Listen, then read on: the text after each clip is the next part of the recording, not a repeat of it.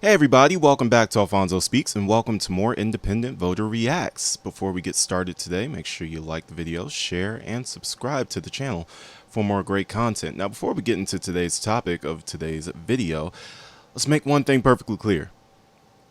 You guys can disagree with me if you want, but you need to come with something tangible, something that can further the conversation.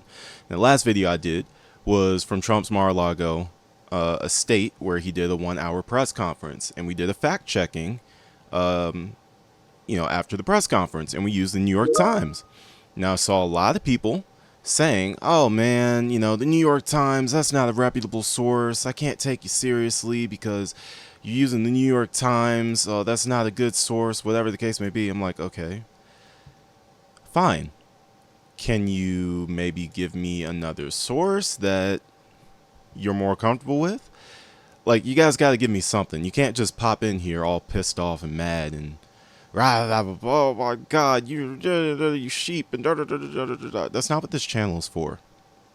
If that's what you want, go somewhere else. We're here to actually have some good conversations and to uncover the truth with each other, because if we can't trust the media, then maybe what we should be trusting is each other. You guys ever thought about that? So, if you guys have any information that I might be lacking or something that you disagree with, feel free to tell me in the comments section. But I'm not here to pander to any of you and say the things that you want to be said. I'm here as an independent voter who's seeking the truth out for myself. And anybody who can help me get to that point, you're very much welcomed here. But, if you just come to spew hate or whatever the case may be, I mean, there's really not much that we can do with that. I mean, I appreciate the views in the comments. I mean, just, keep them coming, but don't expect anything to come from it. Don't expect me to take you seriously. So, yeah, that's really all I had to say about that one. So, President Biden did an interview on ending his re-election bid and the upcoming election. And we're going to take a look at it. Now, first and foremost, let's be real about a couple things. Number one, that picture of Joe Biden right there is not a current picture. They know that. And I know you gotta portray your president in a great light, because it's still the president of the United States. You gotta show some respect, some decorum. That ain't what he looks like, though. It's not what he looks like. He doesn't look that young. He doesn't look that alive. He doesn't. He just doesn't. If he did, Kamala wouldn't be on the top of the ticket. Joe Biden would. But I'm hoping and praying that Joe Biden, when asked about stepping down, shares some truth about his health, things like that. I don't think it's going to happen, but let's see. Joseph R. Biden, 46th President of the United States. His has been a challenging, complicated term of office, quite literally from day one. He's reflecting on the stakes for this election. Okay, there's some more current pictures of Joe Biden, so okay, I take back what I said. They were showing a timeline from his first day to now. So okay, that's acceptable. We're good. And on his legacy with Chief Election and Campaign Correspondent Robert Costa. We're living through history. We really are. Let's begin with your decision. You're at your home, Rehoboth Beach, Delaware, late July with your family, and you make this historic decision. Tell me the story. Look, the polls we had showed that it was a neck-and-neck race. Would have been down to the wire. But what happened was a number. Any truth to that, guys? I thought the polls at that time showed that Trump was winning by like a landslide. So I don't know if there's truth to what Joe Biden just said right there. Of my Democratic colleagues in the House and Senate thought that I was going to hurt them in the races. And I was concerned if I stayed in the race, that would be the topic. You'd be interviewing me about why did Nancy Pelosi say, why did someone, and I thought it'd be a real distraction, number one. Number two, when I ran the first time, I thought of myself as being a transition president. I can't even say how old I am. It's hard for me to get out of my mouth. And but things got moving so quickly It didn't happen. And the combination was that I thought it was a critical issue for me, still is, not a joke, maintaining this democracy. But I thought it was important because although it's a great honor being president, I think I have an obligation to the country to do the most important thing to do, and that is we must defeat Trump. I saw those images of your family in the Oval Office sitting just over to your left as you addressed the nation. They came up to you after the speech. What did you say to them?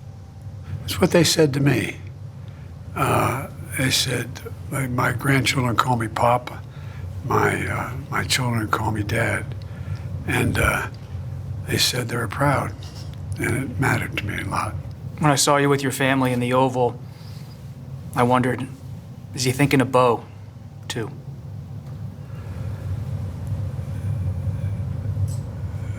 Look, I can honestly say that I think of him all the time. Whenever I have a decision, it's really hard to make. I literally ask myself, what will Bo do? He should be sitting here being interviewed, not me. He was really a fine man. You know, Bo was committed to my staying committed. We had a conversation toward the end when we knew he wasn't going to live. And he said, Dad, we know it's going to happen. He said, I'm going to be okay, Dad. I'm all right, I'm not afraid. But Dad, you got to make me a promise. I said, what's that, Bo? He said, I know when it happens, you're going to want to quit. You're not going to stay engaged. He went to my dad, said, look at me. Look at me, Dad. Give me your word as a Biden. When I go, you'll stay engaged. Give me your word. Give me your word. And I did. And then that's why I had not planned on running after he died. And then Charlottesville happened. In 2017, white supremacist demonstrations in Charlottesville, Virginia turned deadly when, on August 12th, Heather Heyer, a civil rights activist, was murdered in what the Justice Department called a hate-inspired act of domestic terrorism. Biden has long traced his decision to run in 2020 to that moment. It really is the beginning of your journey to the presidency. As you look at American democracy 7 years later, how do you see it? When I spoke to the mom who lost her daughter as a consequence of those neo-Nazis and white supremacists come out of fields in America with torches, carrying Nazi banners, singing the same sick anti-Semitic bile that was sung in Germany in the 30s. And when her daughter was killed, the press went to the then President Trump and said, what do you think? He said, they're very fine people on both sides. And I knew then. Okay, so that's one of the things. So I remember that moment. There's been rhetoric that has come out, at least from right wing. I mean, of course, they're going to defend Trump, and that's fine. That's their guy. But they've been saying that if you look at the totality of the quote, he wasn't talking about the white supremacists. And that was something that was just ran with. So I'm going to leave that up to the comment section. You guys let me know. And please provide proof, not emotion. I don't care about your emotions. I care about the actual, the proof, the actual substance behind what we're talking about here. I want to know what you guys interpreted that quote as, where, you know, he was like, there's very fine people on both sides, you know, talking about, you know, Charlottesville. I want to know, you know, where you guys' head is at with that. If anybody has the full quote, share that full quote, and let's actually open up a discussion about that very topic. Again, leave your emotions at the door. If you're emotional, like you're really just going to be talking to yourself. I don't care. I'm all about the truth. That's it. I knew I had to do something. And that's why I decided to run, because democracy was literally at stake. And, you know, and then he made he evidenced everything that we thought. You know, January 6th, when attack on the Capitol, he talked about now, because he now talks about making sure they're all let out of prison. They're going to pardon them. Think of it. So I understood what Joe Biden just said. However, this is the type of stuff, right, that initially led to these concerns about Joe Biden running for president again. Like, yes, I understood what he was saying right there. I did. But that was not very clear. It was not very concise. It looked like it was a struggle for him to get those words out. So again, we go back to the beginning where he was asked, like, why did you drop out? And he's talking about, because I didn't want the conversation to be about this. That might be part of the truth. That's not the full truth. The full truth is you were pressured by the Democratic Party because you were behind in the polls. You were not neck and neck in the polls. Like, Donald Trump was winning by a landslide. He was winning by at least like 3 points, I believe, in most polls. Now, ever since Kamala has come onto the ticket, now it's actually neck and neck, and in some cases Kamala is leading, but you were not leading. The Democrats are going to lose this election if you stayed on top of the ticket because of things like this, where you're making a very simple point about January 6th and Donald Trump saying that he would pardon those people even though they committed honestly treasonous crimes. And you can't really get through the sentence. Like, that's not a good sign. Every other time the Ku Klux Klan's been involved, they wore hoods so they're not identified. Under his presidency, they came out of those woods with no hoods, knowing they had an ally. That's how I read it. They knew they had an ally in the White House. All right, so that I will agree with. That was like my biggest concern in 2020 when Trump was up for re-election. I said to myself, like, regardless if Trump is a racist or not, and again, leave your emotions at the door. I'm just making a point. I know people are going to run to the comment section automatically and be like, Trump is a racist. What are you talking about? What? Okay, chill out. What I'm saying is, even if he wasn't, let's say he's not a racist. He still creates an environment where racists feel comfortable existing in this country out in the open. They feel comfortable spreading their rhetoric and being nasty and being vile. Like, that's not the type of environment that we're supposed to be creating in America, where racists feel comfortable stepping out in public and being themselves. No, racists should feel very afraid and very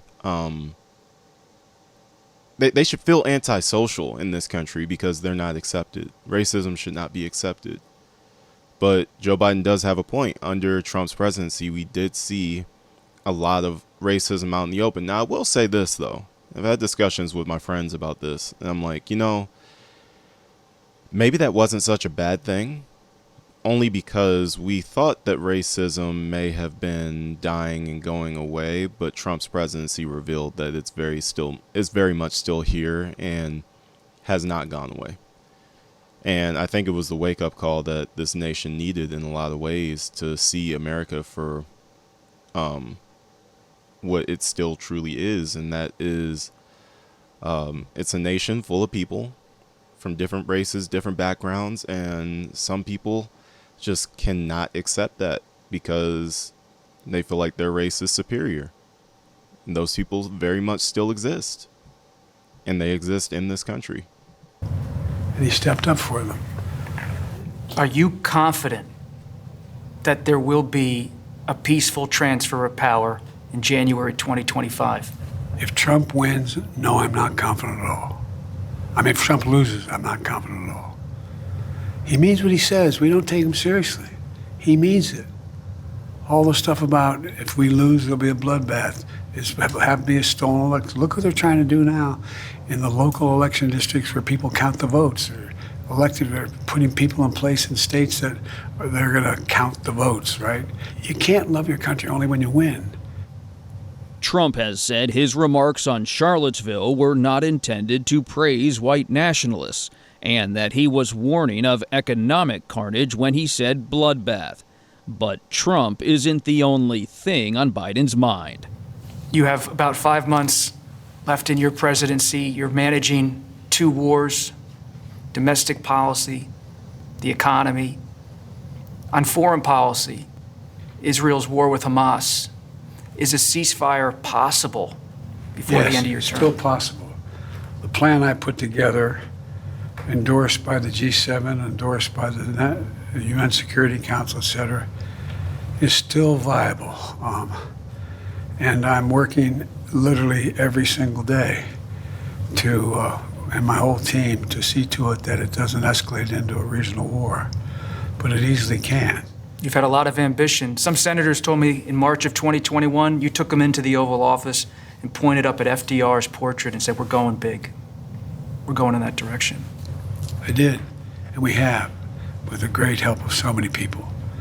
Look, democracy works, and it was very important to prove that it worked. Prove that it worked. I mean, look at what we've been able to do. We've created 16 million jobs. I mean, real new jobs.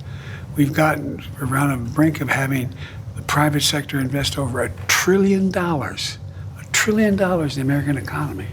One of the things I fought for as a senator a long time was to change the dynamic of how we grow the economy. Not from the top down, but from the bottom up. The idea of trickle-down economics doesn't work in my view. You're proud of this record. Will we see you out on the campaign trail for Vice Yes. President Harris? Yes, you will. I talk to her frequently, and by the way, I've known her running mate is a great guy. As we say, if we grew up in the same neighborhood, we'd have been friends. He's my kind of guy. I do wish they would have stayed on the topic of the economy a lot longer. I know a lot of jobs have been created that I've already actually seen for myself. Like, I know that that's a thing. However, it's like, does it really matter that jobs have been created if you still can't afford anything? Because now what are you working for? You're just working just to work at that point. If you still can't afford a place to live or your groceries or whatever the case may be, like, what are you supposed to be celebrating there? And now I know, like, honestly, the whole world, everybody's economy is all messed up right now, and that's because of, you know, the lack of peace that we have in the world. There's a couple of wars brewing. And anytime that happens, you're going to have economies that are in bad places. And I know that America's is still by far one of the best ones in the world, even though what we're seeing right now is a lot of struggle, a lot of suffering amongst our citizens. A lot of countries, the majority of countries around the world, have it even worse than America somehow, which is just nuts right now. But at the same time, it doesn't matter, because we are America. Like, we as the United States, the President of the United States is still the most powerful position in the entire world. So when it comes to, you know, the shape of the economy worldwide, the eyes of the world are still going to be looking at the White House, because you are supposed to be, determining the direction of the free world into, what's going to be happening with pretty much everything, wars, economy, all that stuff. Like, a lot of that influence comes from the White House. So it's pretty legitimate to ask the question, like, why under your administration have people not been able to afford groceries? People struggling to afford gas. The rent prices are completely out of control. Mortgage interest rates completely out of control. Like, why is this stuff happening? And, it's a legitimate point to bring up, that the one thing you can say about Trump's presidency is that during his presidency, things seem to be a lot cheaper. That's the one thing I can say about Trump. Now, I know I'll get some pushback in the comments, and they'll say, yeah, but Trump did this or Trump did that. Tell me about it. Just explain it to me. If you feel like I'm missing something, that's okay. That's okay. Just tell me. just explain it to me and calm down. Just type out your point, understand that I'm listening, and I'm willing to take in new information. But that's why we're here. You see, what you guys need to understand is that I have a lot of Trump supporters that come to this channel and leave comments, and a lot of Democratic Party supporters that come to the channel and leave the comments. And the one mistake you guys constantly make, is you choose to insult instead of educate. And when you choose to do that, you're pushing voters away from people that could possibly vote for your side of the coin. But you're being aggressive and you're being overly emotional instead of just making a point. Just make your point. Just make your point. Have a normal conversation if that's something that you know how to do. And tell me why your candidate is the right person to fix whatever this issue is that we're talking about. Explain that to me. Because you're not just explaining it to me, you're explaining it to any independent voter that comes to this channel and that's reading the comments. You're educating us on maybe stuff that we don't know. That's what we're supposed to do for each other. Because as you guys have so eloquently stated in the comment section, we have so many forms of biased media that nobody's going to know the real truth by looking at one side of the coin. You're going to have to look at both. It's a very popular and true saying. There's one side, there's another side, and then there's the truth somewhere in the middle. Let's get to the truth. Let's just talk about it. Be mature, and let's talk about it. He's real, he's smart. I've known him for several decades. I think it's a hell of a team. To those who have expressed skepticism about how much you'll be on the trail or about the rest of your term, raise questions about your health, what do you say to them? All I can say is watch, that's all. Look, I had a really, really bad day in that debate because I was sick. But I have no serious problem. I was talking to Governor Shapiro. Have we ever gotten any proof that he was actually sick during that debate? That would be my question. 'Cause I feel like he just had a bad debate because he had a bad debate. That's the state of mind that he's in. What I find interesting now is Trump is only 2 years younger than Biden. They were calling Biden old and talking about his cognitive decline. But now Trump is running against somebody that's at least 15 years younger than he is.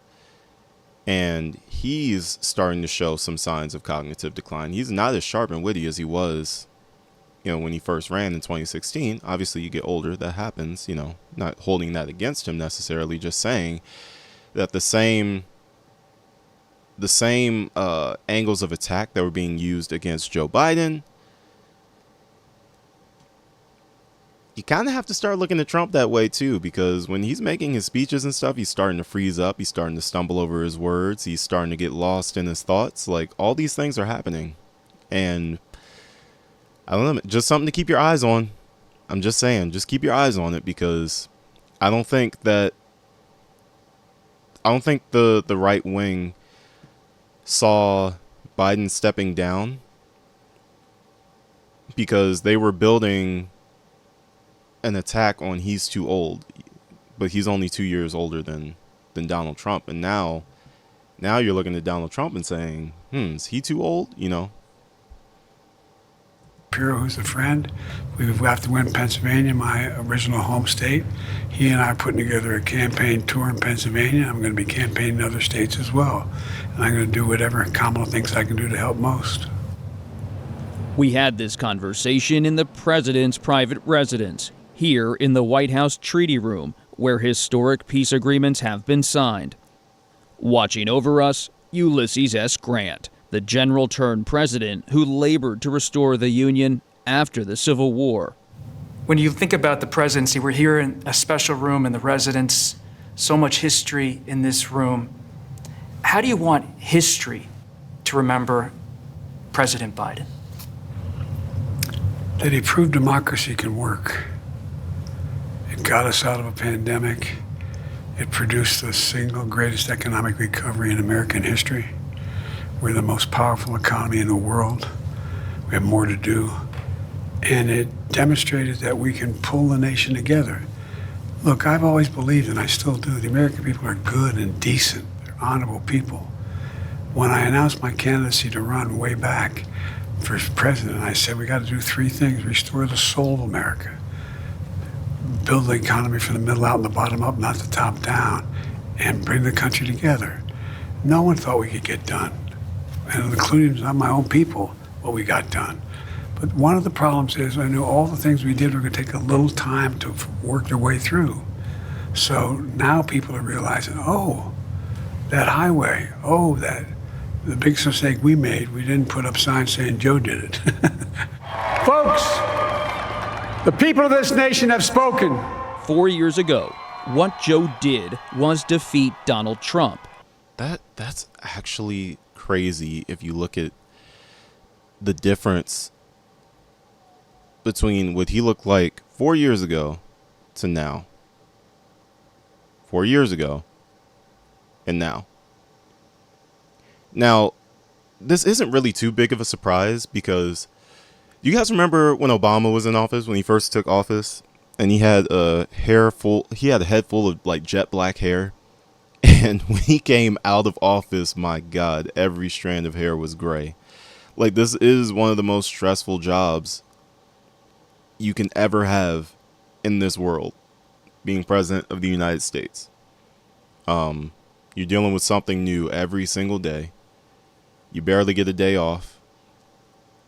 You know, it's definitely a taxing job. It's a stressful job. So I'm not surprised to see him go from this to this. I mean, he's also gotten older, but this job will age you very, very quickly. But again, that just goes back to what I was saying earlier. Like, at the beginning of the video, I mentioned, I was like, man, I'm hoping he says this because this is the truth. He didn't say that. He said something along the lines of what he didn't want the conversation to be about. I don't feel like if you were winning in the polls that you would have cared what the conversation was about. I feel like Trump was ahead, and as a result, the entire party started panicking and knew that Joe Biden was not going to beat Donald Trump in that election. He just wasn't inspiring any voters to come out. That, like, you have your base voters. So in Trump's case, it's like Republican conservatives. They're like really dedicated to the red side, and of course, like the MAGA folks. And then on the other side, you got like the ones who always vote blue, no matter what. They're always going to vote blue. Then you have independent voters in the middle that can be swung either way. And none of them were really feeling inspired to go out and vote for Joe Biden. There were a lot that were like, okay, I guess I'll go out and vote for Trump. But Biden wasn't really inspiring the independent vote. But now, Kamala's on the ticket, and the energy that her and Tim Walz are bringing, whether you agree with their policies or not, you have to acknowledge that the energy that they're bringing to the campaign trail is actually making a huge difference. If you take a look at the polls, Kamala Harris is leading in polls that the Democrats were losing by 3 points. 3 points. That's a huge swing. That's a 4% swing. You know, she's leading by like 1 point now. That's a 4% swing. That's huge. Now, again, a lot of people have said, like, you know, that's not sustainable. You know, after the initial wave levels out, we'll see where it is. And I agree with that, but that's still a really big swing. Like, that means that the change in nominees worked. So anyway, whether you like it or not, I'm just giving you the facts. I can already see the comments now. You're wrong. It's none of the. Look, you can tell me I'm wrong all I want. I already know I'm right. I've seen the polls myself. I know that I'm right. So don't get mad at me. I'm just reporting the news. Bipartisan. That's all I'm doing. Who did it? Folks, the people of this nation have spoken. 4 years ago, what Joe did was defeat Donald Trump. Now, with Trump attempting to return to the White House, Biden is sounding the alarm, in a way sitting presidents rarely, if ever, do. The stakes are that high to you. I give you my word, I think they're that high. Mark my words. If he wins this nomination, this election, Watch what happens. It's a danger. He's a genuine danger to American security. Look, we're at an inflection point in world history. We really are. The decisions we make in the last 3-4 years and the next 3 or 4 years are going to determine what the next 6 decades look like. And democracy is the key. And that's why I went down and made that speech at Johnson Center about the Supreme Court. Supreme Court is so out of whack, so out of whack. And so I propose that we limit the terms to 18 years. So anyway, there's little regard by the MAGA Republicans for the political institutions. That's what holds this country together. That's what democracy is about. That's who we are as a nation. Mr. President, thank you. Well, thank you. I appreciate it. It's an honor to be with you. Honor to be in this room. All right, so that was the first time we've had like a sit-down interview with Joe Biden. Didn't really get all the answers that I was like looking for in there. You never really do with these things, do you? Like, you just never really do. But that's where I turn to the subscribers and the viewers, because you all very much seem to have a lot of different information. And I love the fact that you guys are open to share and open to leave your comments and everything like that. Like I said, just make sure it's educational. Like, if you're just going to pop in, just be upset about something, we're not getting anywhere with that. Like, we're just not. We're not going to get anywhere with that. That's useless. But if you feel like, you know, you want to come in, maybe comment on something that I said, disprove something that I said, I'm open to it. My pride is not in the way here. I just want to know the truth. Because as a nation, we need to start sharing the truth with each other. Because you guys are 1000% right that a lot of these media platforms, they don't share the truth, or they only share part of it. And then you get interviews like this where, like, the questions were decent, but they weren't hard-hitting questions. And I know that, you know, a lot of the time you'll have these reporters that interview people like this, and they don't want to push too far because then they'll never get another interview with that person again. And I understand the self-preservation of their careers and everything like that, and they've worked a long time just to get into that position to be able to interview somebody like the president. So I can understand not wanting to push too far and potentially alienate that person. But at the same time, man, it's frustrating because we as the American people just want to know the full truth. We want to know the actual details behind everything that they're talking about. And a lot of times we don't get that, which can be very frustrating. So I will leave that up to the friends of the channel. If you're new, welcome. If you're coming from my true crime content, welcome to the new series. But educate me. Educate me on whatever it is that I don't know. Let's talk about it, all right? Like the video, share the video, and subscribe to the channel for more content. We're going to get into more things leading up to election 2024, all right? This is a safe space for everybody. Stay safe. Stay blessed. Peace.